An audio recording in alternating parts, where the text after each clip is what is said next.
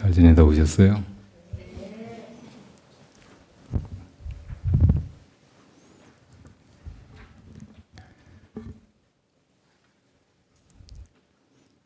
겨울이 깊어가는데 이 겨울을 동한 거로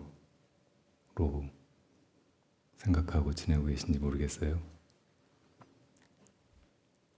또 우리 인생의 남은 시간으로, 잔년으로 생각하고 그렇게 살아가고 계신지 궁금합니다.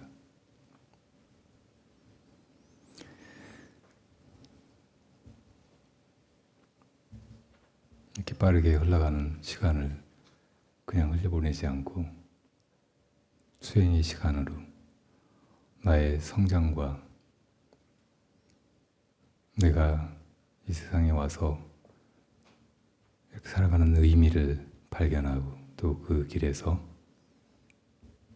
많은 진전을 이루는 그런 시간으로 살아가셨으면 하는 바람입니다. 이 삶은 그냥 더덥고 아프기만 하는 것이 아니라 우리 모두가 다 함께 행복해지고 또 자유로워지는 그런 열반과 해탈을 향한 길이기를 바랍니다. 그런 맥락에서 우리가 이 바라승화제라는 제목으로 한 달을 시작할 때마다 불법을 새롭게 배우고 익히고 또 안으로 부처님의 가르침대로 이렇게 살아갈 결의를 다지고 있습니다. 오늘 여러분들에게 나눠드린 바라승화제 52번째 무명으로부터 애증이 일어나는 것을 아는가 함께 읽어보고 시작하겠습니다. 생사의 고통을 다 함께 벗어나는 것이 바람이리다. 애착과 증오가 생사의 고통을 낳는다. 우리는 애착하는 것과 함께 있는 동안 잠시의 즐거움을 느끼지만 그것이 변해가고 사라져버렸을 때 쓰라린 상실감과 괴로움에 운다.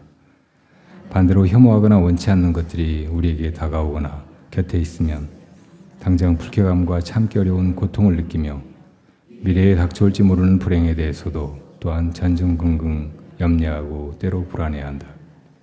결국 덧없이 변해가는 것들에 공연한 애증의 마음을 일으키는 것이 삶과 죽음의 길에서 우리가 겪는 고통의 원인이다. 애증은 어디서 일어나는가? 자아에 관한 무지가 그 발단이다. 결국 내가 있다는 착각이 생사고의 원인인 것이다. 따라서 생사의 괴로움으로부터 벗어나 열반에 이르는 길은 애증을 벗어나 자아의 망집을 깨뜨리는 데 있다. 자아의 망집을 그대로 둔 채 애증을 여기기란 쉬운 일이 아니다.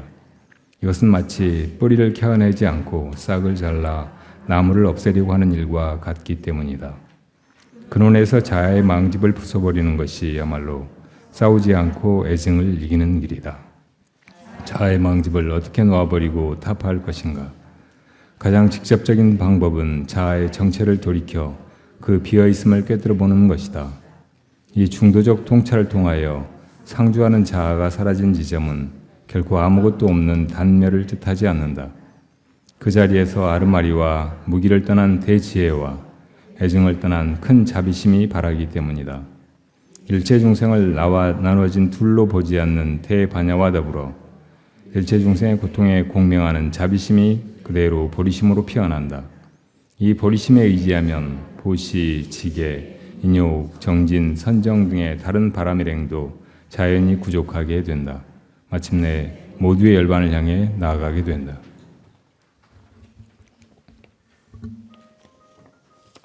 이 108번이나 바라승화제에 대해서 계속 같은 이야기를 하니까 지겹고 심심하시죠? 저는 심심해요. 그래서 이번에 여기 오기 전에 오대산에서 장작을 펴다 보니까 너무 힘들고 지치고 해서 저녁이 되면 일찍 누워서 유튜브 동영상을 봤는데 그중에 재밌는 것들이 있어서 여러분들한테 읽어드리려고 해요. 이 내용이 약간 불온유인물 같은 성격일지 몰라서 여러분들한테 나눠드리지는 않고 그냥 제가 읽으려고 합니다. 잘 들어보세요.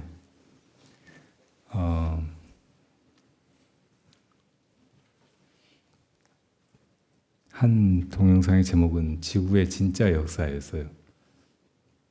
근데 이 세상의 일들이 그 진실, 내막이 제대로 드러나지 않고 잘 알려지지 않고 우리가 실제로 알고 있는 것들은 사실에서 한참 먼 것들일 수가 많습니다. 요즘에 일어나는 일도 그렇고 더군다나 시간이 많이 흘러버려서 지나간 것들은 역사에 기록되어 있는 것들이 꼭 사실이라고 단언할 수가 없어요. 많은 역사는 필연적으로 왜곡된, 잘못 기록된 것들입니다.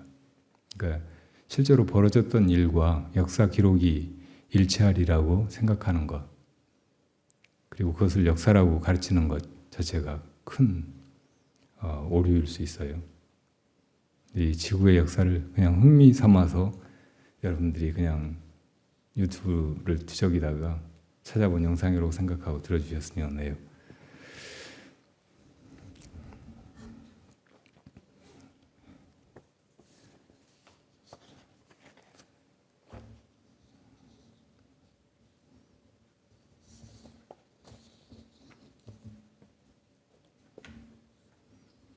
이 제목을 가지고 여러분들이 찾아보면 더 이렇게 실감나는 사진, 동영상과 함께 이 이야기를 들을 수 있을 거예요. 근데 우선 제가 내용만 타이핑한 대로 읽어보겠습니다. 다음 내용은 일루미나티 시인에게 전해들은 내용이며 일루미나티와 프리메이슨 그리고 로마 카톨릭 바티칸이 숨기고 있는 인류 역사의 진실에 관한 내용이다.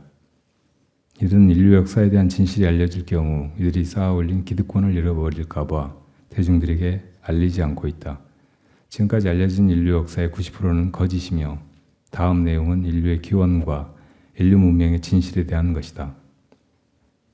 태양계는 태양을 공전하는 쌍성이 존재한다. 이 쌍성은 태양보다 크기가 작기 때문에 쌍성을 공전하는 행성 중 하나인 니비루는 지구보다 훨씬 빨리 냉각되어 생명체가 활발하게 발생하게 되었으며 지구보다 약 5천만 년 전 가량 먼저 생명체가 발생하기 시작했다.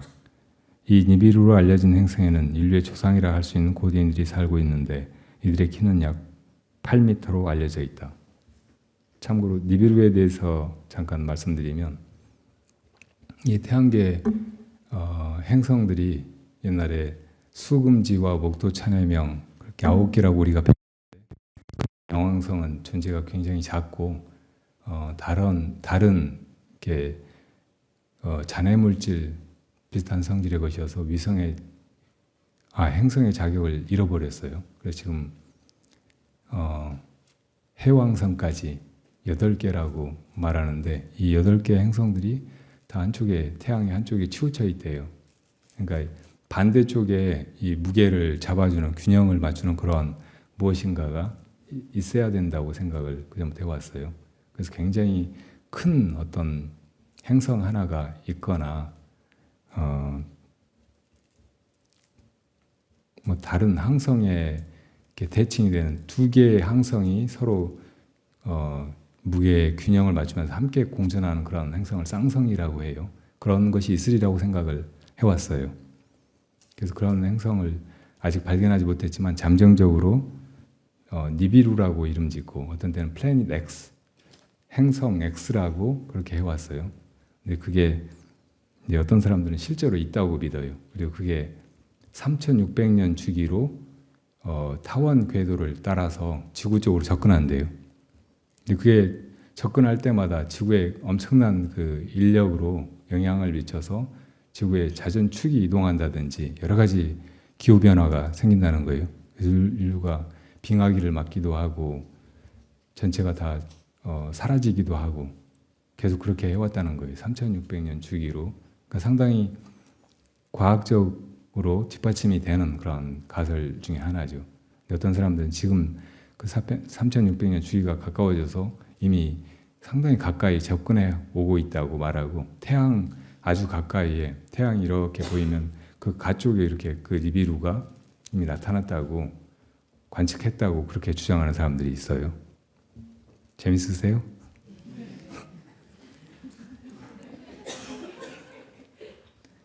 니비루는, 자, 이제 다음입니다. 니비루는 지구와 약 3600여 년 간격으로 접근하게 되며 약 200년간 지구와 가까운 거리를 유지할 수 있다.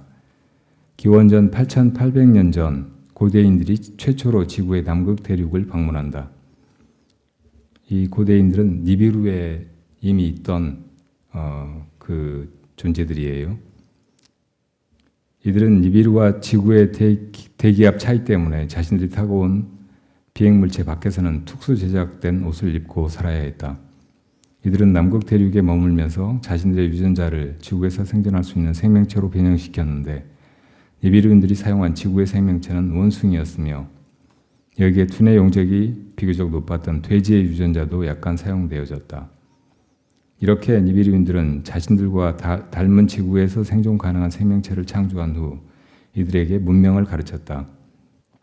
초기 인류는 니비루인들의 키의 절반인 약 4m였으며 니비루인들은 이들에게 문자, 농경, 가축 사육, 금속 재련 등 기본적인 문명을 전수해 준 후 지구를 떠났다.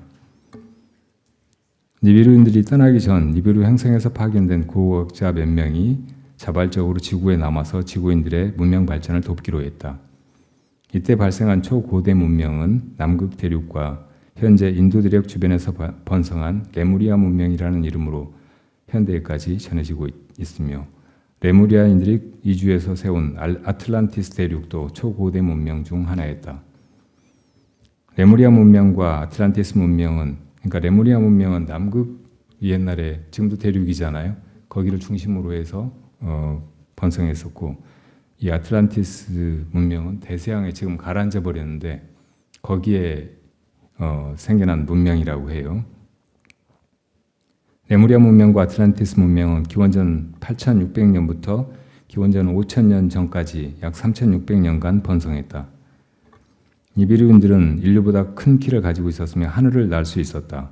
이들은 자신들이 창조해낸 인류에게 니비루인들이 떠나기 전 3600년 후 자신들의 니비루인 후손들을 데리러 오겠다는 약속을 남기고 떠났다. 인류가 늘어나자 식량 문제가 발생했는데 이를 해결하기 위해 고대인들은 인류를 개량하기 시작했다. 크기를 3분의 1로 줄였으며 하루에 필요한 에너지도 최소한으로 생활할 수 있게, 다른 동물이나 영장류들이 근육이 발달하는 것과 달리 인류는 최소한의 근육만 발달하도록 유전자를 변형시켰다. 그래서 그 새로 만들어진 인류의 에너지 소비량은 하루에 2000칼로리 정도였다. 이 시기부터 초기 인류와 개량된 인류는 같이 공존하기 시작했다. 초기 인류는 고대인의 총애를 받았으며 개량 인류는 초기 인류보다 낮은 계급을 부여받았다. 이렇게 키가 한 3, 4m 되는, 여기서 말하는 그 초기 인류의 유골들은 지구 도처에서 많이 발견이 되고 있어요. 무더기로 동굴 안에서 거인들이 발견된 경우도 있었고, 이렇게 도처에서 발견되고 있어요. 아메리카 대륙이나 유럽이나. 그리고 성경에도 보면 이 고대 거인족이 있었고, 그 사람들이 동철, 그러니까 쇠를 재련하고 하는 그런 업종에 종사하는 사람들이었다고 나와요. 기원전 5500년 전 고대인들은 아틀란티스 대륙과 레무리아 대륙에 거대한 피라미드를 건설하기 시작했으며, 기원전 5200년 전 피라미드를 보고 니비루 행성에 고대인들이 찾아오자 고대인의 후손들 중 일부는 지구의 문명 발전에 대해 알려주기 위해 이들과 함께 니비루로 가서 다시 지구로 돌아오지 않았다. 이때 고대인의 총애를 받던 한 명의 인간이 고대인과 함께 니비루 행성으로 건너간 것으로 전해지고 있다. 성경에 보면 노아의 조부였던 에녹이 하늘로 올라갔다고 나와 있는데 예를 들면 그런 사람들이라는 거예요. 니비루인들이 돌아간 후 비극이 시작되었다. 지구의 지축이 갑자기 뒤흔들리며 온난했던 남극 대륙은 점차 빙하로 뒤덮이기 시작했다. 남극 대륙이 빙하로 뒤덮이기 시작하자 레무리아인들은 인도 대륙과 중국 대륙으로 이주하기 시작했다. 아틀란티스 대륙에서는 원인 미상의 이유로 거대한 원자로가 폭발하면서 아틀란티스 대륙 자체가 대서양 아래로 가라앉아 버렸다. 다른 대륙에 나가 있던 소수의 아틀란티스인들만이 살아남아 이집트에 정착해 문명을 만들기 시작했다. 당시 인류는 고대인이 전수해준 문명과 기술을 이해할 수 없었기 때문에 아틀란티스와 레무리아에 있던 수많은 기술들은 모두 잊혀지게 되었다. 고대 이집트에는 니비루인들이 만든 초기 인류와 계량의 인류가 같이 살았지만 식량 문제로 인해 계량형 인류 숫자가 우위를 점하게 되었으며 초기 인류인 거인족은 계량 인류의 지배를 받게 된다. 그러니까 피라미드와 같이 거대한 돌들, 그 지역에서는 나지도 않는 그 돌들을 갖다가 그 피라미드를 쌓은 사람들이 이때 이제 수적으로 많지 않아서 노예처럼 부림을 당했던 고대의 그 초기 인류라는 거예요. 기원전 2000년 전부터 이집트인들은 니비루인들이 방문할 것을 준비하기 시작해 피라미드를 건설했다. 이때 초기 인류가 피라미드를 건설했으며 이들은 기원전 1600년 니비루의 고대 인류가 방문했을 때 모두 니비루로 초대받아 고대인들과 함께 니비루로 가게 된다. 남은 초기 인류는 신약 문제와 계량 인간과의 갈등으로 인해 문명 사이에서 쫓겨난 후 야산 같은 곳에서 생활하다 결국 멸종하게 된다. 고대인들은 레무리아 대륙이 빙하가 뒤덮이고 아틀란티스 대륙이 가라앉은 것을 보고 크게 충격을 받았고 니비루의 행성은 큰 슬픔에 빠지게 되었다. 니비루의 행성의 우주장관은 슬픔에 빠진 니비루인들을 달래기 위해 지구에 남은 기량 인류들을 다시는 방치하지 않고 다음 3600년간 계속 돌볼 것을 약속하게 된다. 고대인들은 이집트인들이 초기 인류를 종으로 부리고 배척한 것에 슬픔을 느끼고 이집트인 대신 자신들의 직계 후손인 유대인들을 자신들의 대리인으로 하여 지구 문명을 이끌어 나가게 하는 책임을 지도록 만들었으며 이전보다 더욱 높은 수준의 과학기술을 전수해 주되 이 인류가 이해할 수 있고 스스로 발전해 나갈 수 있는 속도로 문명을 전수해 주게 된다. 니비루인들은 인류에게 도덕과 양심을 가르치기 위해 절대신을 믿는 종교를 만들게 되는데 이 종교는 현대의 모든 종교의 뿌리가 되게 된다. 고대인들이 니비루로 돌아간 후 이집트 지배계층이 타락하게 되고 고대인들에게 선택받은 유대인들을 질투하여 이들을 노예로 삼게 되는데 이후 이집트의 폭정을 보다 못한 지구 집정관 회의의 고대인들은 유대인을 자유롭게 해주기로 마음먹게 된다. 기원전 1300년 전 모세를 통하여 유대인들이 이집트를 탈출하게 되고 이후 이들은 전 세계 각지에 흩어져 금융, 무역, 산업 등의 요직을 장악하게 된다. 행성 니비루는 이미 지구로 근접해 있으며 니비루의 고대인들은 지구의 문명이 크게 성장한 것에 대해 기뻐하고 있다고 한다. 그들은 지구인들에게 모습을 나타내지 않을 계획이며 3600년 전보다 더욱 성숙해진 도덕과 규범을 인류가 지키고 있다는 것에 큰 감동을 받았다고 한다. 그래서 앞으로 지구 근처에 머물게 될 200년간 인류의 문명을 다음 단계로 진보시켜줄 계획을 하고 있으며 이러한 기술들 가운데는 반중력 기술이 지구상의 모든 물체는 무게를 가지잖아요. 중력의 영향으로. 그래서 큰 돌 같은 것은 사람의 힘으로 움직일 수가 없죠. 근데 어떤 공간을 반중력 상태로 만들면 거기가 진공 상태에서 물건을 드는 것처럼 중력이 하나도 없으니까 사람이 혹은 로봇가 그 큰 돌 같은 걸 움직이는 게 하나도 힘들지 않은 거예요. 그렇게 해서 피라미드 같은 걸 쌓았다는 거예요. 가끔 그 고고학적인 발견 가운데 오파치라고 하는 것들이 나타나요. 뭐냐면 무슨 아웃 오브 플레이스 무슨 약자인데 이게 시대적으로나 공간적으로 지금까지 알려진 인류 역사에서는 도저히 해석이 안 되는 물건이 어디선가 발견되는 거예요. 러시아에서는 방사성 탄소 종이원소로 시대를 측정해 보니까 2억 년 전에 사람 미라가 관째로 발견됐어요. 광부들이 땅을 파다가 석관이 하나 나와서 그걸 억지로 열었는데 거기에 액체가 차 있고 거기에 여자로 보는 젊은 사람이 꼭 살아있는 것처럼 뭐 피부나 머리카락이나 그대로 복색까지 그대로 있는 거예요. 그래서 그거를 이제 물론 막 정보기관이나 KGB 같은 데서 와서 다 그걸 어떻게 하려고 했는데 나중에 학자가 이제 그걸 실험 검사하느라고 그 액체에 물을 따라내니까 그 여자가 새카만 수덩이로 변해버리는 거예요.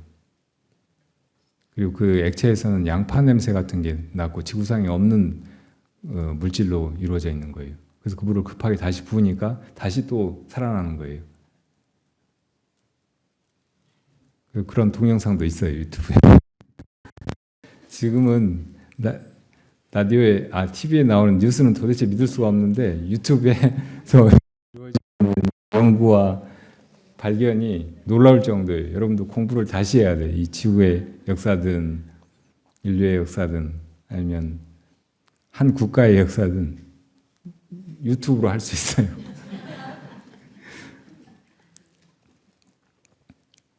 뭐 광부들이 주로 이제 땅속을 캐다가 너무 복잡하고 정교한 금속으로 된 그런 기계 장치 이런 걸 발견하기도 하고, 또 터키인가 거기는 이렇게 고대 무덤이 있는데 돌로 만들어진 제단 같은 건데 그 돌을 자른 흔적이나 이런 게 굉장히 큰 요새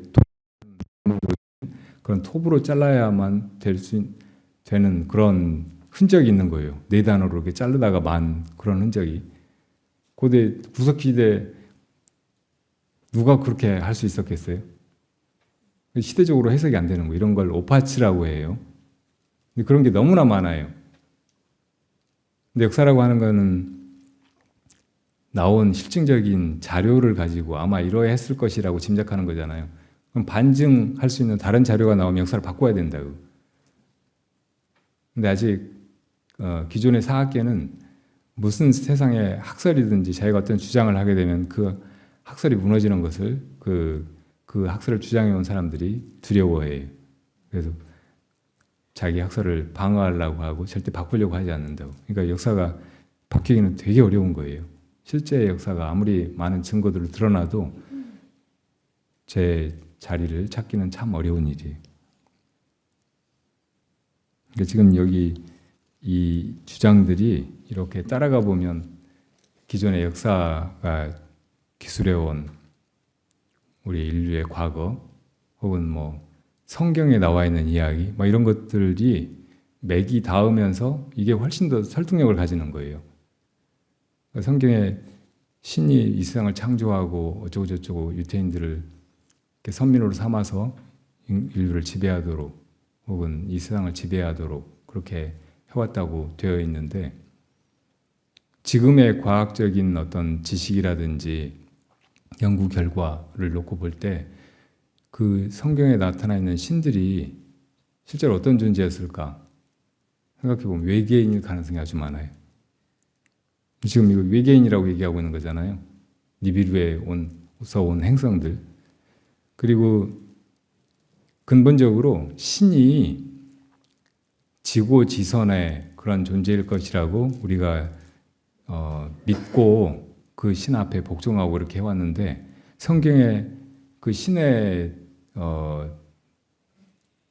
마음씨 이걸 잘 들여다봐요. 전혀 신적이지 않아요. 다시 말하면 지고의 그런 존재가 아니에요. 우리 인간하고 비슷하거나 어쩌면 더 나쁜 어떤 권력욕이나 명예욕이 병적으로 심한 그런 존재로 여겨진다고. 그러니까 이런 존재가 외계에 얼마든지 있을 수 있잖아요.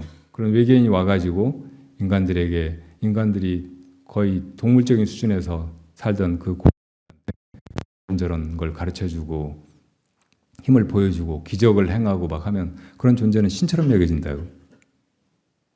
그렇게 되었을 가능성이 훨씬 많은 거예요.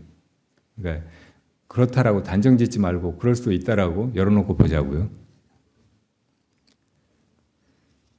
이 모든 내용이 일루미나티와 빌드버그, 프리메이슨 같은 소수의 조직 최고위층에게는 오래전부터 알려져 온 내용이다. 이런 내용들은 수천 년이 지난 탓에 일부는 왜곡되고 또 일부 내용은 과장돼 전해오면서 신화와 전설로 치부되어 온 부분들도 많았다. 그렇지만 2003년 루마니아에서 니비루 구대인들이 사용했던 기지가 발견되고 그 기지에는 이런 내용들이 모두 사실이었음이 기록되어 있었다. 미국은 곧바로 루마니아에 엠바고를 요청했으나 루마니아 정부는 거부했고 빌드버그와 프리메이슨 그리고 로마 카톨릭이나 루마니아 정부에 압력을 가하자 그제서야 루마니아 정부는 해당 내용을 기밀로 하기로 약속했다. 이게 하나의 동영상이었고요. 이것만 다로 생각하지 마세요. 또 하나 있어요.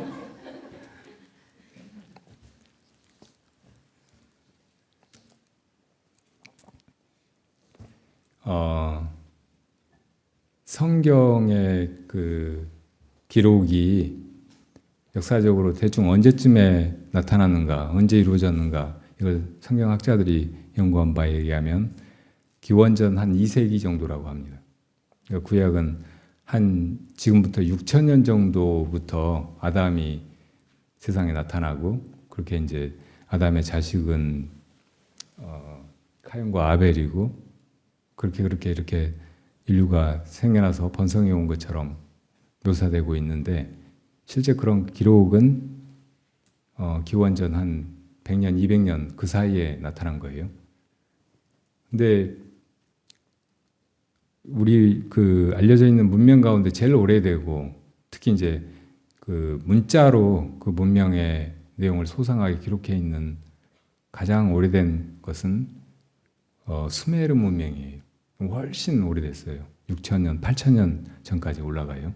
그리고 서령 문자로 그런 걸 기록해 놓은 거예요. 요즘에는 이제 그 문자를 해독해 가지고 그 내용을 이제 파악하고 있어요. 근데 거기 보면 이 성경의 기록이 결국 그 수메르 문명에서부터 시작됐다는 것이 이렇게 파악이 돼요. 굉장히 연결성이 많은 거예요. 그 수메르 문명의 그 기록에 의하면은 최초의 이 지구상에 인간을 만들고 와서 살기 시작하고 지배하기 시작한 존재들이 아누나키라고 되어 있어요. 그 아누나키가 신들의 이름이에요. 아누왕가, 아누난가 50명의 그 큰 신들이 있고 또 이가가라고 하는 작은 신들이 많이 있어요. 그 신들이 와서 이제 살기 시작하고 그 신들이 인간들을 만들었다는 거예요. 그리고 이 신들이 이제 다른 이름으로 엘로하라고 불렸어요. 근데 성경에 보면 엘로힘이라고 하는 신의 이름이 나오거든요. 근데 고대 히브리어에서 엘로힘은 엘로하의 복수 명사래요. 그러니까 신들이라는 말이에요.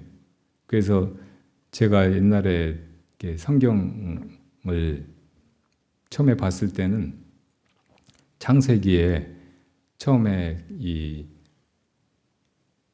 하늘에 이 수면이 있었고 하늘에 물로 된 층이 있었고 그 위에 궁창과 아래 궁창이 나눠져 있었다고 나와요.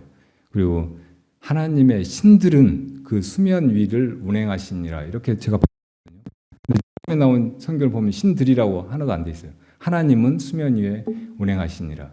근데 이게 어떻게 된 건가? 이걸 왜 이제 신들이라고 나왔으니까 유일신을 주장하는 종교에서는 도저히 그 용어 자체가 받아들일 수 없으니까 이걸 하나님으로 고쳤구나 이렇게 해석하고 있었는데 그 용어가 원래 고대 히브리어 엘로힘을 번역한 거예요. 엘로힘이 복수명사니까 신들이라는 말이니까 그걸 하나님의 신들은 수면 위를 운행하시니라 이렇게 돼 있었던 거죠. 그 또 뒤쪽에 가다 보면 어떤 하나님의 그 제자가 신들을 상수리나무인가 무슨 떨기나무인가 밑에서 만나요. 근데 거기도 신이 세 사람으로 나와요. 그러니까 구약 성경 여기저기 보면 신이 유일신이 아니고 단수가 아니고 여러 신, 복수라는 것을 볼 수가 있어요. 근데 기독교 신앙의 그 큰 특징이 바로 유일신교라는 거잖아요. 초기에 그 성경 기록에 보면은 유대에도 바알 신이 있었고 뭐 여기저기 다른 신들이 있을 수 있지만 여호와만이 유일한 신이니까 다른 신을 믿지 마라 이런 식으로 나오는데 뒤에 가면 아예 이제 다른 신 이름은 거론도 안 하고 세상의 유일한 신은 오직 하나님 여호와다 이렇게만 나오거든요. 근데 여호와는 고대 히브리어에서 알려지지 않은 자 이런 뜻이었대요. 그러니까 신의 이름이 뭐 다른 의미가 있는 게 아니고 나를 알려고 하면 너희들이 죽는, 그래서 그냥 경외하기만 하고 내 말만 들어야 되는 그런 존재라는 뜻이에요. 알려지지 않은 무서운 자, 경외해야만 하는 자. 다른 이름인 엘로힘은 바로 신들이라는 뜻이에요. 근데 이런 게 다 아누나키, 수메르 문명의 기록이 다 있는 거예요. 그리고 거기서 이제 어떤 신, 아눈가 하는 신이 이제 최고 신이고 한데 어떤 신이 자기가 세상을 창조했다고 내세우고 막 하니까 그 아누 신이 너는 그렇게 얘기하면 안 된다. 너 혼자 이 세상을 창조했다고 말하고 어쩌고저쩌고 해서는 안 된다. 이런 얘기가 나와요. 어쨌든 초기에는 다신교였고 그 다신들이 다른 존재들이 아니고 외계인들인 거예요. 그리고 그 사람들이 지금 이제 발전해 있는 그 유전공학 여러 기술로 볼 때 사람의 유전자를 난자에다가 그냥 뭐 이렇게 정상적으로 임신이 되게 하지 않고 얼마든지 이식해서 줄기세포나 새로운 생명을 만들어낼 수가 있잖아요. 그런 식으로 고대에 있는 여러 가지 토테미즘도 이 외계인들이 지구에 있는 생명체들, 이미 살고 있는 원숭이나 돼지나 다른 곰이나 이런 동물들의 유전자를 이식해가지고 이종 교배를 통해서 인류를 만들어냈다고 할 수 있어요. 우리나라 단군 신화의 곰 토템 같은 것도 그런 식으로 이해하고 보면 이게 이상한 얘기가 아니라고.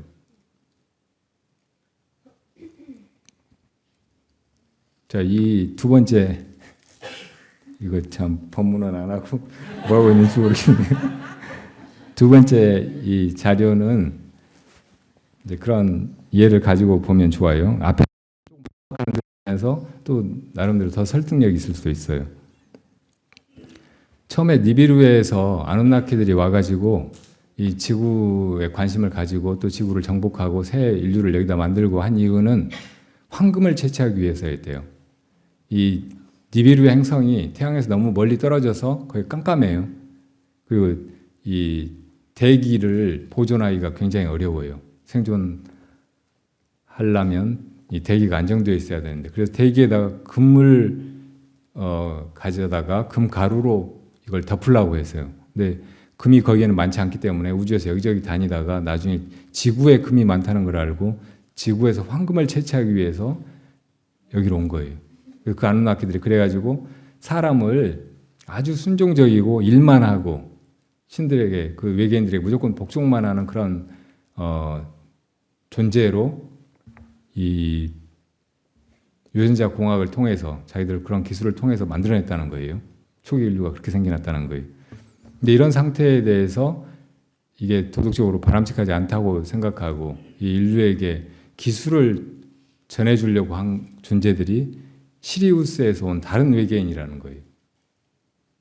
그 외계인들이 성경에서는 사탄이라고 묘사된, 그러니까 뱀 인간, 물고기 인간 이런 존재로 묘사된, 지금 그 프리메이슨이나 일루미나티가 상징으로 하는 그런 것들 있잖아요.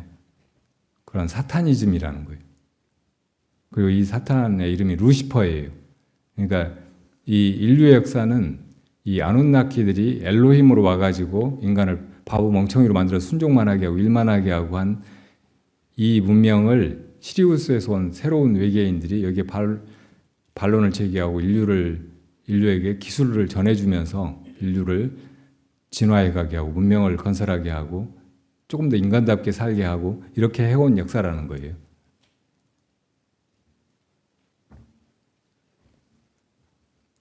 그 고대 그리스 신화에 보면 프로메테우스가 나오잖아요. 그런 신화들도 비슷하다고 할 수 있어요. 프로메테우스가 인류에게 불을 전해주고 원시인들이 불도 못 다루고 고통 속에서 떨면서 그렇게 사는 것을 보다 못해서 제우스에게 그런 천을 받아가면서 그렇게 하잖아요. 그러니까 그런 신화도 이런 실제 벌어졌던 지구의 역사에서 신화적으로 만들어졌다고 볼 수 있어요. 자, 빨리 읽겠습니다. 그 행성에 살고 있던 아누나키들은 오래전에 황금을 채취하기 위해 지구를 찾아왔고 황금 채취에 사용할 광산 노예를 생산하기 위해 자신들의 유전자와 당시 지구상에 진화 중이던 호모 에렉투스의 유전자를 결합하여 새로운 인간종을 만들어냈다고 한다. 그들의 기록이 남아있는 수메르 문명 자료에 따르면 그들은 매우 큰 거인족이며 털이 많고 큰 눈과 오목한 코 등 휴머노이드 종족인 것으로 보인다. 그들은 천문, 의학, 유전학 등의 지식을 기반으로 태양계에서 자원 약탈과 유전자 조작을 자행하였으며 그들이 개량해낸 인간종은 말을 잘 듣고 딱 말을 알아듣고 육체 노동을 할 수 있을 정도의 미개한 수준이었다. 신의 노예종족이란 책에서는 20만 년 전으로 추정되는 아프리카의 광산에서 노예로 살던 인간들의 이야기를 전한다. 자신들의 창조물인 인간을 안고 기뻐하는 아누나키 여성. 그러나 아누나키들은 어떤 이유로 자신들이 개량한 인간과 지구를 버려두고 오랜 시간 동안 지구를 떠나게 된다. 아누나키들이 떠난 후 수세기가 지난 후 지구로 찾아온 또 한 종족이 있었는데 그들은 시리우스에서 온 존재들이며 고대 신화들에서 물고기 인간, 뱀 인간으로 잘 알려진 자들이다. 약 2만 5천 년을 주기로 시리우스와 태양이 가까워진다. 시리우스 알죠? 오리온 자리에 있는 아주 밝은 별, 우리 육안으로 봤을 때 하늘에 있는 천체들 중에 제일 밝게 빛나는 별이에요. 그러니까 이 아누나키들은 이 태양계의 니비루가 행성에서 왔던 존재들이고 이 물고기 인간, 뱀 인간으로 알려진 새로운 외계인은 시리우스에서 온 거예요.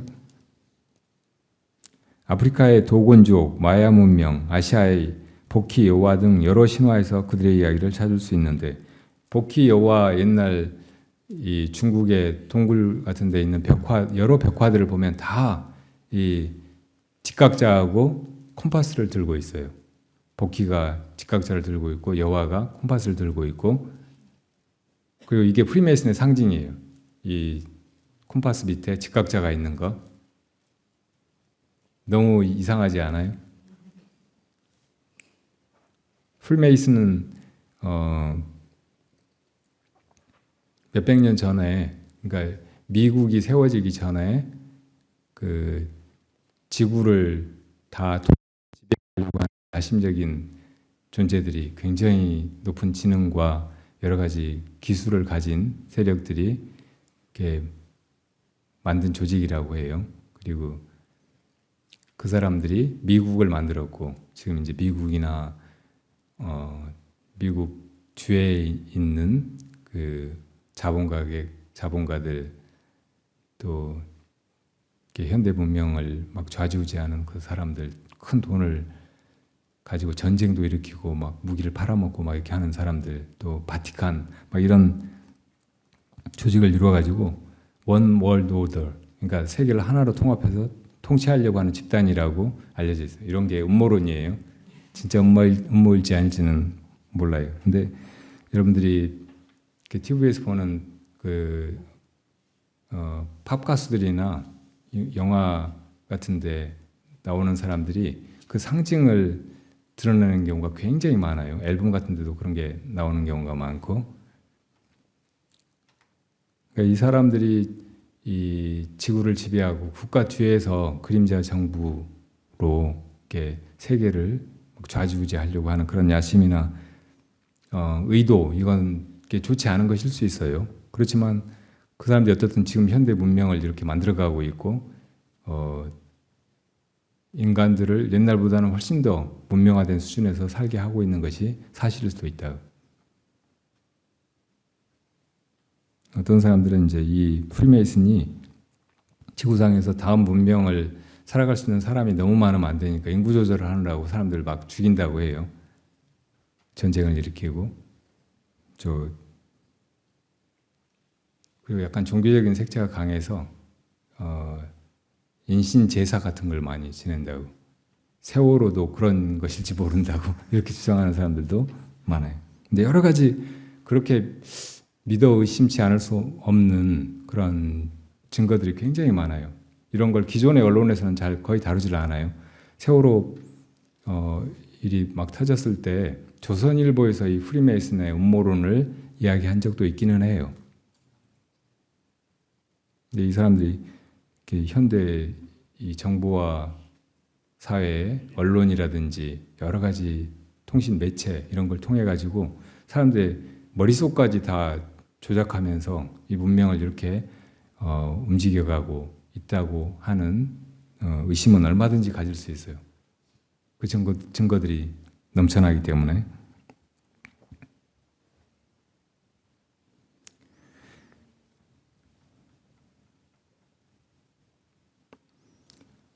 문제는 그들의 인류에게 선진 문명을 전달해 주는 자로 묘사된다는 점이다.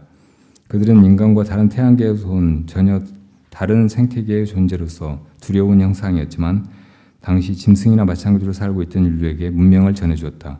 불, 약품, 농사 등 생활에 필요한 지식뿐만 아니라 대자연과의 교감, 진정한 우주의 신에 대해 가르쳤다. 특히 정신적으로 진화했어야 할 인간 중이 무자비한 유전자 개종으로 진화의 코스에서 벗어난 채로 수만 년간 동물처럼 살고 있는 현실을 보고 안타까워했으며 인간들이 다시 진화의 길을 갈 수 있도록 길을 열어주었는데 그것이 바로 손과체를 통해서였다. 우리 이 대뇌 뒤에 보면 속에 손과체라고 하는 기관이 있어요. 굉장히 영적인 부분이라고 하죠. 그게 활성화되고 하면은 여러 가지 영 능력들이 개발된다고 해요. 그래서 요가라든지 기공이라든지 다른 여러 가지 이제 정신 수행적인 그런 세계에서는 그 손과체의 중요성을 굉장히 강조해요. 시리우스인들은 5차원적인 존재들이었고 그들의 뇌는 5차원적인 시공간을 인지할 수 있게 진화되었는데 손과체가 바로 그 기능을 담당했다. 시리우스인들은 다시 한번 유전자 조작을 통해 자신들의 유전자를 결합해 손과체를 인류에게 심어주었다. 그리고 많은 개량된 인간 여성들은 개량된 유전자의 후손들을 생산하여 우수해진 인류가 번성하게 되었다. 다시 종족을 최대한 많이 퍼뜨리기 위해 집단적인 종교의식을 포방한 성적인 행동들이 조작되었으며 그로 인해 빠른 시간 안에 진화된 유전자를 퍼뜨릴 수 있었고 이런 행동들이 뒤에 다산 숭배의 모태가 된다. 이리하여 개량된 인간종을 활성화된 뇌 기능으로 지금은 초능력이 되어버린 염력, 리모트 뷰잉 등 여러 능력을 사용했다.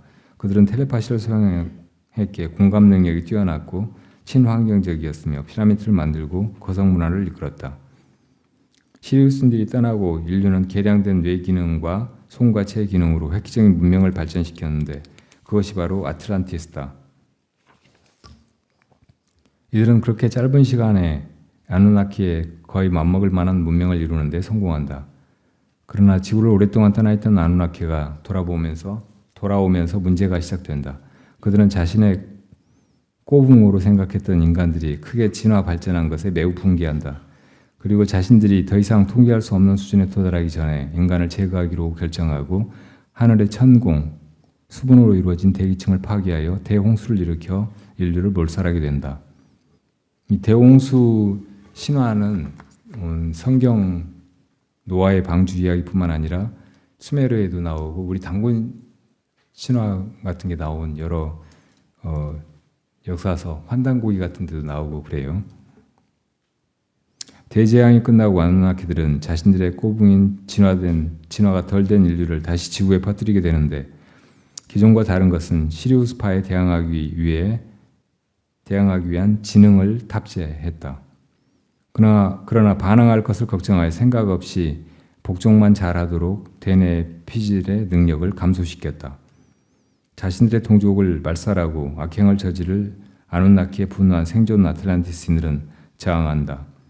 엘로힘의 세력 범위는 이전보다 훨씬 축소되어 중동에 국한되었고 아틀란티스인들의 후예들은 가나안을 기반으로 페니키아 문명을 이루며 더욱 번성한다.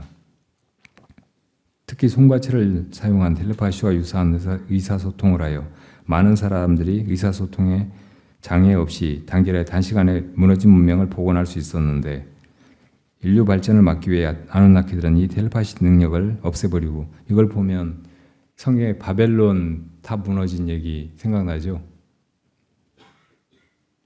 텔레파시 능력을 없애버리려고 달에 텔레파시 파장을 교란하는 거대 안테나를 설치해버린다. 그런 오랜 투쟁의 역사는 성경의 엘로힘과 루시퍼의 대결로 이어지고 있다. 대표적인 아누나키인 성경에서는 시리우스를 루시퍼로 묘사하고 있으며 시리우스파인 영지주의에서는 엘로힘이야말로 진정한 신을 흉내내다 실패한 존재로 묘사하고 있다. 양쪽 모두 자신들의 유전자가 서로 섞이는 것을 방지하기 위해 혈통을 중시했으며 지금도 그들은 보이지 않는 세력으로 서로 경쟁하고 있다.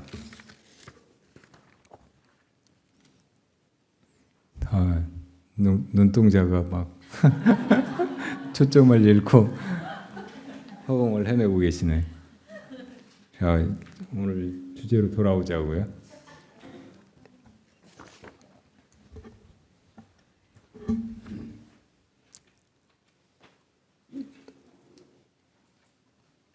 부처님은 크샤트리아 가문에 태어나셨잖아요. 크샤트리아 종족은 원래 경전에 의하면 인간이 처음에 이 지상에서 살기 시작한 거는 처음부터 인간이 아니고 동물에서 진화한 인간은 아니고 하늘의 신들이었어요. 광음천의 신들. 그 신들이 지구에 와서 이 지구의 아름다움을 보고 이제 살기 시작했는데, 물론 처음에는 하늘 날아다니고 몸은 가볍고 또 영적인 능력도 그대로여서 서로에게 음성을 통하지 않고 빛으로 말을 주고받았어요. 텔레파시죠. 그래서 광음천이라고 했어요. 빛으로 이 서로 의사전달하는 소리처럼, 목소리처럼 그렇게 소통하는 존재들이라고. 근데 이 신들이 점점 이 욕심을 가지게 돼요. 지구상의 물질적인 것들의 음식이라든지 그 전에 물 이런데 그걸 먹고 싶은 욕구를 일으켜요. 그러면서 이제 몸이 무거워져 가지고 날지 못하게 되고 또 목소리로 이야기하기 시작하고, 그리고 이제 서로 더 많이 가지려고 하면서 싸움이, 그런 싸움을 해결하기 위해서 이제 사람들의 대표가 생겨나기 시작해요. 그런 사람들이 왕족이에요. 크샤트리아.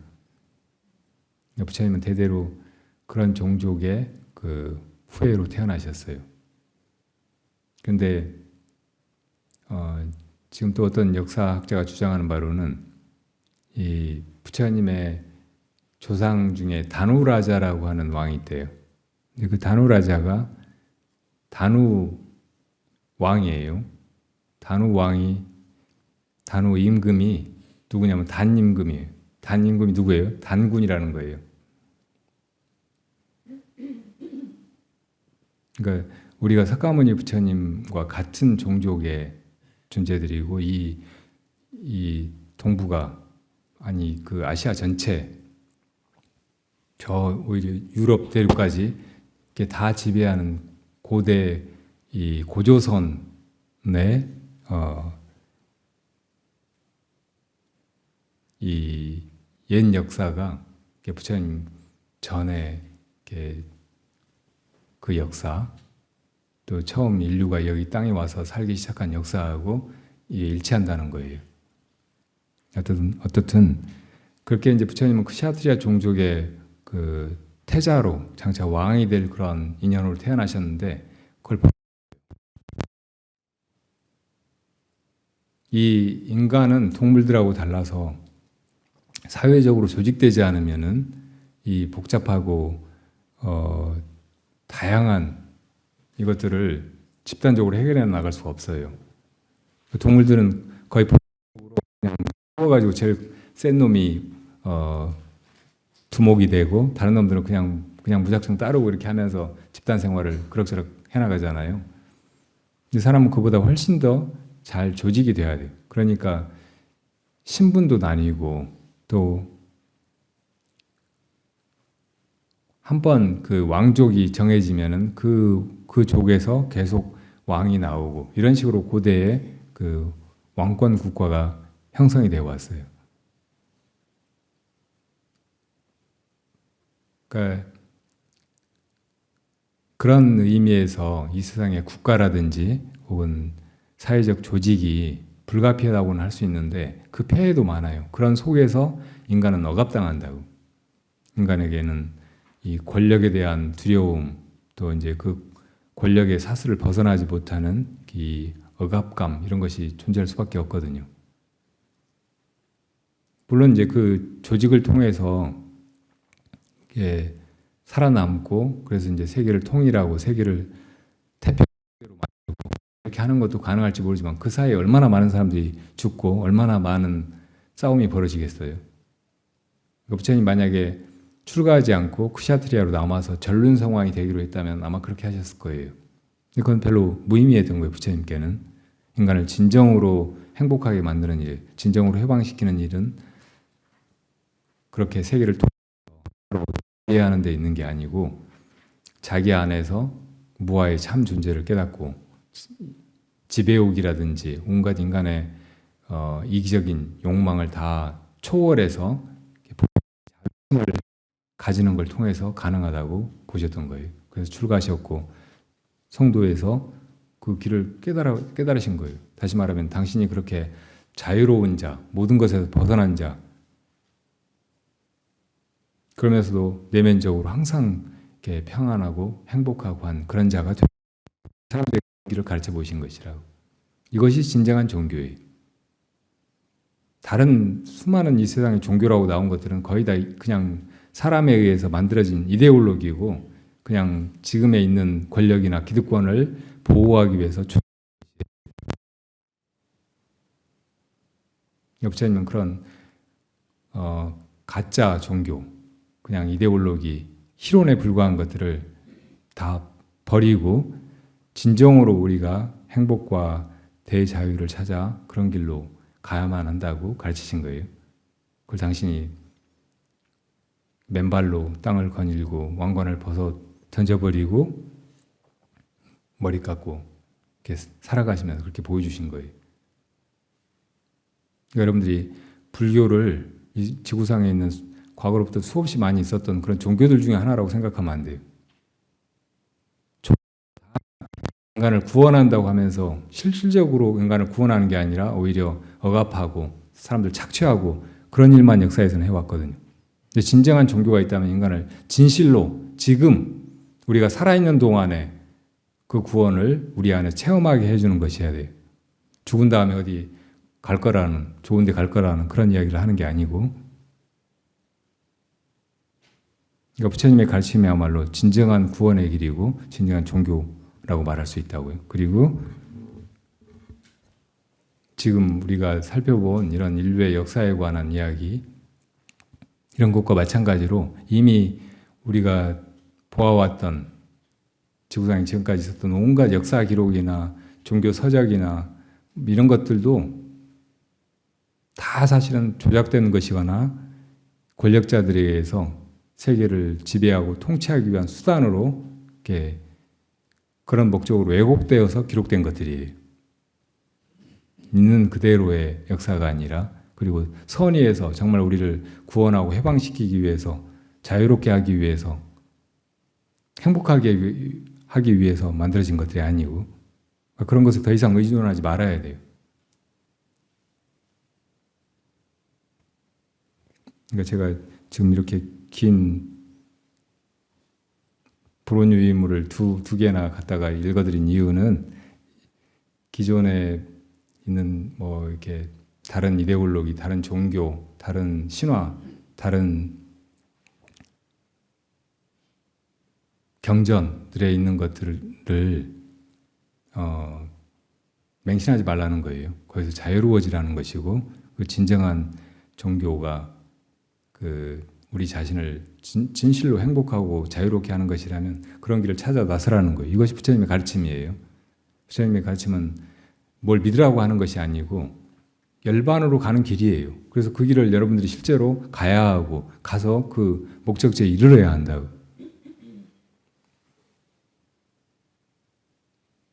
바라승아제 우리가 배우고 있는데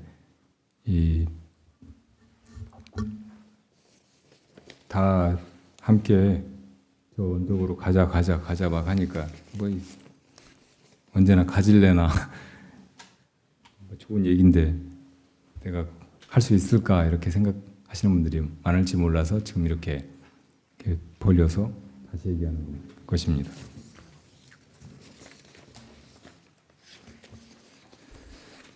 결국 여기서 말하는 아누나키, 엘로힘, 루시퍼, 시리우스인, 니비루인 다 봐도 인간하고 별로 다를 바가 없어요.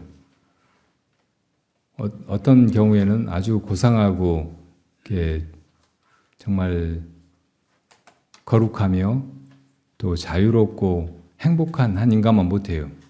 계속 욕구불만에 사로잡혀 있고 사람들의 맹신이나 이 우러러보는 그런 숭배를 계속 너무 못나고 보잘것없는 환자 같은 그런 존재들이란 말이에요. 그런 존재들 앞에 그냥 복종하고 그냥 믿고 그냥 따르고 이렇게 하는 것이 별로 지혜로운 일이 아니에요. 그렇게 해서 그냥 이 세상에서 조금 무난하게 안전하게 살아갈 수 있을지는 모르지만 아무 의미가 없어요. 진정한 구원을 향해서 나아가는 길로 전혀 이어지질 않아요. 그러다가 말뿐이죠. 믿다가 말뿐이에요. 믿는 대로 되는 것은 아무도 없어요. 그러니까 길로는 자기가 가야지 그 길을 믿고 있는다는 것이 무슨 의미가 있어요. 불교는 바로 그 길을 제시하고 있고 그 길로 함께 실제로 제걸음으로 나아가자는 것입니다. 이런 존재들이 신이라고 표현되든 외계인이라고 표현되든 왜 거룩하지 않고 왜 우리가 믿고 따를 수 없느냐 하면 다 그 속에 탐진치가 있어서 그래요. 탐진치. 그들의 욕망이 있잖아요. 사람들이 다 자기들만 믿고 따르고 율신으로 숭배하길 바라는 것이 욕심 아니에요? 그 말 안 들으면 막 화내잖아요. 불같이 화내고 막 다 때려 퍼버리고 다 죽여버리고. 이거 진심 아니에요? 화 아니에요? 그 뒤에는 나라고 하는 아상이 있다고. 내가 최고신이다. 나만 제일 높다. 부처님에게 그런 게 있어요. 부처님이 그렇게 하라고 가르쳤나요? 그런 존재가 말씀하셨나요? 자기를 정복한 자, 자아의 그 사람이 바로 성인이고 다른 사람들이 믿고 따를 만한 분, 공양 올릴 만한 분이라고 하셨다고. 오직 자비심으로 자아 없이 중생을 또 그 길로 이끄는 그런 분들이 위대한 보살이라고. 그 당신이 그렇게 말만 하신 게 아니고 그런 존재로 살아 보이셨잖아요. 이런 분이 정말 위대한 분이라고. 이런 분이 이런저런 신화에 나오는 신들 그 누구보다도 위대한 존재 아니에요?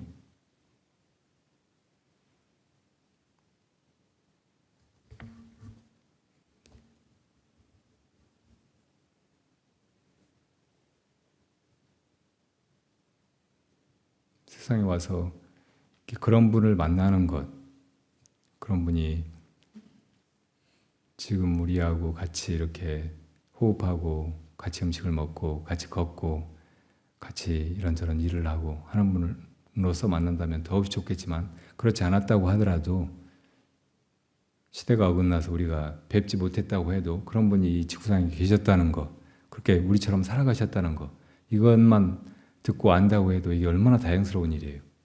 우리도 그럴 수 있다는 것, 우리도 그렇게 될 수 있다는 것, 이것을 믿게 되었다는 것이 우리에게 얼마나 고무적이고 큰 희망을 주는 일이에요.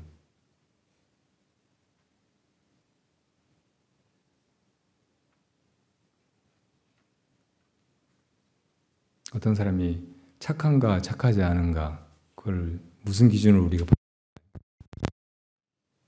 얼마나 욕심사나운가, 욕심 그렇지 않은가, 이타적이기도 하고 다른 사람을 배려하고 항상 다른 사람을 위하는 마음으로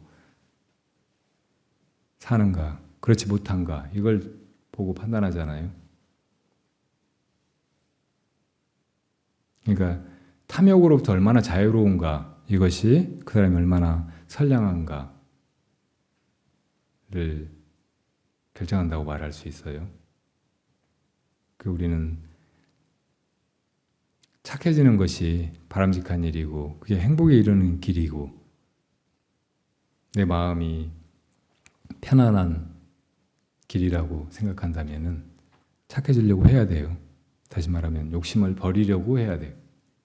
욕심을 쫓아가는 게 아니고 우리가 지금 이 생에 태어나서 그냥 몇십 년 살다 마는 게 아니고 과거 생으로부터 길들여져 온 마음을 가지고 태어났기 때문에 마음속에서는 욕심이 얼마든지 일어날 수 있어요. 그래서 그 욕심이 욕심인 줄 알고 버릴 줄 알고 따르지 않을 수 있으면 그 사람을 훌륭한 사람이라고, 착해질 수 있는 사람이라고 할 수 있어요. 그 욕심의 반대는 뭔가요? 화예요. 욕심은 좋은 것을 추구하는 마음이고 화는 좋지 않은 것에 대해서 내는 염증, 싫어하는 마음이, 혐오감. 그러니까 다 어떤 것이 좋다, 좋지 않다 이렇게 느끼는 것에서 이 욕망과 분노가 발생한다고. 그러니까 좋아하고 싫어하는 이 애증의 마음이 이 탐욕과 분노의 본질이죠. 그럼 이 탐진은 어디서 일어나는가? 만약에 원인이 없다면 이걸 버리기도 어려울 거예요. 근데 다 조금만 돌아보면 다 이 나가 있어서 욕심도 나고 또 화도 나고 한다는 걸 알 수 있어요. 나가 있어서 뭔가를 애착하기도 하고 뭔가를 싫어하기도 한다는 걸 알 수 있어요. 그러니까 욕망과 분노를 여의려면 뭘 좋아하고 싫어하는 마음이 없어야 되고 그 좋아하는 마음과 싫어하는 마음이 다 나에게서 일어나기 때문에 나를 없애야 돼요. 어떻게 나를 없애요? 죽어요? 죽으면 될 것 같이 여기는 것이 단멸론이에요. 우리는 다 이 자아가 어떤 영속성을 가지고 있다고 믿고 살아요. 어릴 때 나가 지금의 나잖아요. 내가 10년, 20년 지나도 그대로 나일 거라고 믿고 살아요. 이 내가 나인 것, I amness, 이것이 탐진의 뿌리인 거예요. 그러니까 이 내가 존재한다는 생각, I amness를 없애야 돼. 이 몸뚱이를 죽이는 게 아니고 몸뚱이가 아무리 죽는다고 해도 그 내가 나로 있다는 생각, 이게 마음속에 그대로 있으면 또 다른 생을 받아야 된다고. 다시 태어나요. 다시 태어나고 또 다른 몸뚱이 끌고 또 힘들게 욕심부리고 화내고 하면서 그렇게 사는 거예요. 계속 하염없이 이어진다고. 그러니까 그냥 이 몸뚱이를 죽이려고 할 게 아니고 이 나를 버려야 돼. 나가 있다는 착각을 버려야 돼요. 어떻게 버리는가? 잘 보면 돼요. 잘 보면 사실은 없거든요. 근데 우리가 잘못 보고 그거 있는 것인 줄 안다고. 그 근원을 보지 못하고 겉모습만 보고 있는 것처럼 여기는 거예요. 바다에 파도가 일어나면 겉만 보면 그 파도가 보이잖아요. 그 본질이 물이라는 것을 꿰뚫어 보지 못한다고. 그 파도 아래에 바다가 있다는 것을, 전체가 대양이라는 것을 보지 못해요. 잘 봐야 돼. 잘 보면은 이게 물의 움직임일 뿐이로구나. 이 움직임은 지나가 버린 것이고 잠시 그렇게 있는 것처럼 착각될 뿐이지 절대 한 모습으로 있는 것이 아니고 있다고 할 수조차 없는 것이로구나 하고 알게 된다. 이 자아도 마찬가지예요. 마음의 대항에서 일어난 하나의 생각에 불과해요. 그냥 자기가 일으킨 하나의 이미지인 거예요. 개념이고. 그렇다는 걸 알아버리면 여기 집착할 것이 없어요. 이거 없어도 돼요. 없으면 훨씬 홀가분하고 자유롭고 편안하고 가볍고 행복하다고. 여러분들은 살다가 뭐가 마음에 안 들거나 뭐 얻으려고 하는 것이 안 구해지거나 그럴 때 계속 그 마음에 끌려가지 말고 아, 내가 이러는구나 하고 알고 이 나를 돌이켜봐요. 그래서 나가 이거 그냥 생각일 뿐이로구나 이렇게 아는 순간에 그 나가 비워진 마음이 극도로 편안하고 행복하고 자유롭다는 것을 알게 돼요. 이렇게 항상 해봐야 돼요. 자꾸자꾸 그렇게 돌이켜 보는 것이 반야바라밀이에요. 그 자아의 공성을 완전히 꿰뚫어 버리면 이제 모든 것에서 자유로워지는 거예요. 조건이나 상황, 다른 사람이 하는 거 이런 거 별로 관계 없어요. 물론 그런 것도 좋으면 좋겠지만 그런 게 여의치 않을 때도 화도 나지 않고 또 그런 걸 구하는 마음도 일어나지 않고 그리고 지금 있는 것들로 그냥 그대로 괜찮아요. 만족스럽고 그대로 조화롭고 이렇게 살아나가야 이것이 행복한 삶이고 자유로운 삶이고 또 미래에 올지 모르는 불행으로부터도 벗어난 불안하지 않은 두려움 없는 그런 삶이에요. 그리고 그 존재는 자아 없는 내 참 존재 이것은 있다 없어지는 것이 아니에요. 우리가 정말 찾는 것이 구하는 것이 자기의 영원성 혹은 영원히 행복하기라고 할지라도 그것이 지금 우리 업대로 마음으로 바깥에 어떤 것을 구해서 혹은 어떤 것을 변화시켜서 얻으려고 하면 얻을 수 없어요. 근데 이 자아가 사라지는 순간에 그때 경험하는 이 자기 마음 또 자기 마음과 세계가 하나로 이렇게 존재하는 것 이대로가 완벽하고 하나도 부족함이 없고 그대로가 너무 행복하고 좋은 그런 상태라고. 이것이 바로 열반이에요. 저 언덕으로 가자, 피아노로 가자 막 하니까 어디로 가는 거라고 생각하지 마요. 시간 속에서 우리가 노력해가지고 미래에 뭔가를 얻을 것이라고 생각하지 마요. 지금 내가 나 자신을 잘 보면 그래서 이 나라고 하는 허상이 깨뜨려져서 나의 근본 본래 마음 이것이 통찰되면 그대로 완전하다고. 그것과 이 모든 것이 다 더불어 하나이고 완벽하게 조화롭고 아름답고 만족스러운 거예요.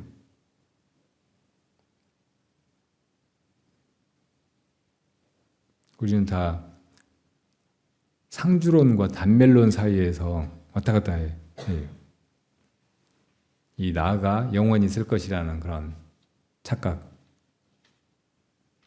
물거품에 불과한데 그것이 영원할 것처럼 기대하고 거기 매이는 게 상주론이에요. 근데 누구나 다 자기가 죽으리라는 걸 알아요. 물거품이 꺼져버릴 거라는 거 다 안다고. 근데 꺼져버리면 이제 끝이라고 생각하는 거예요. 이것이 단멜론이에요. 이 속에서만 다 오락가락 한다고.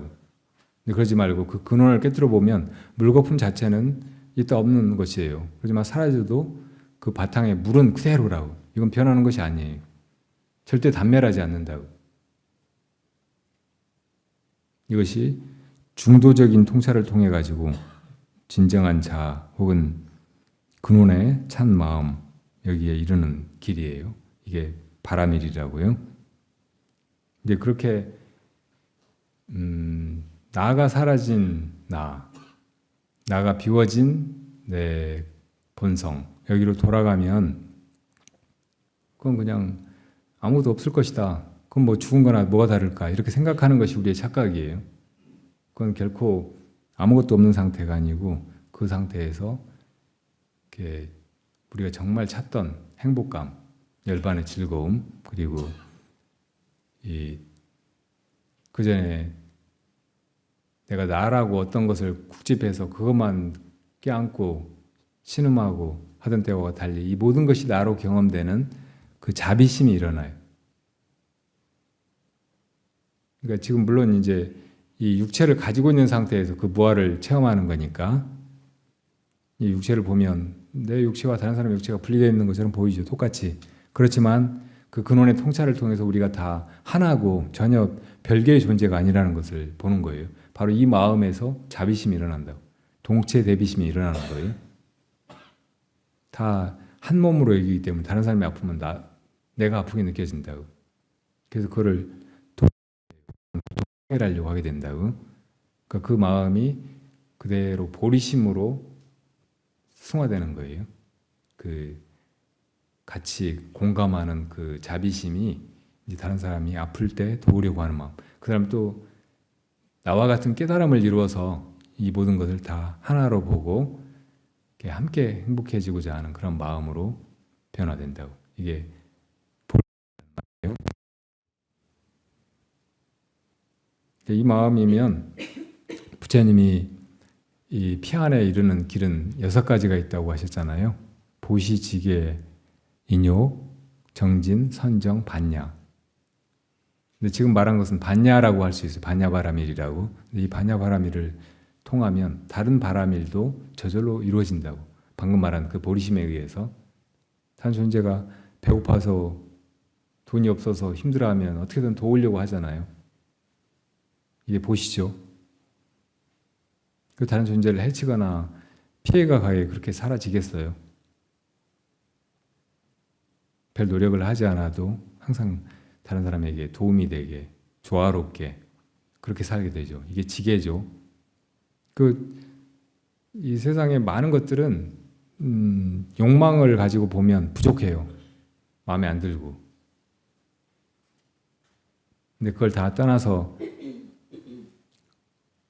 보면 괜찮아요. 그냥 이대로. 다 만족스럽고 참을만 하고 다 참을 수 있어요.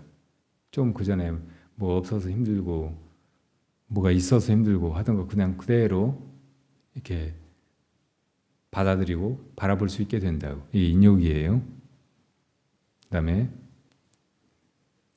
그렇게 사는 것 자체가 다 같이 열반으로 가는 정진이 돼요. 그 마음이 언제나 편안해요.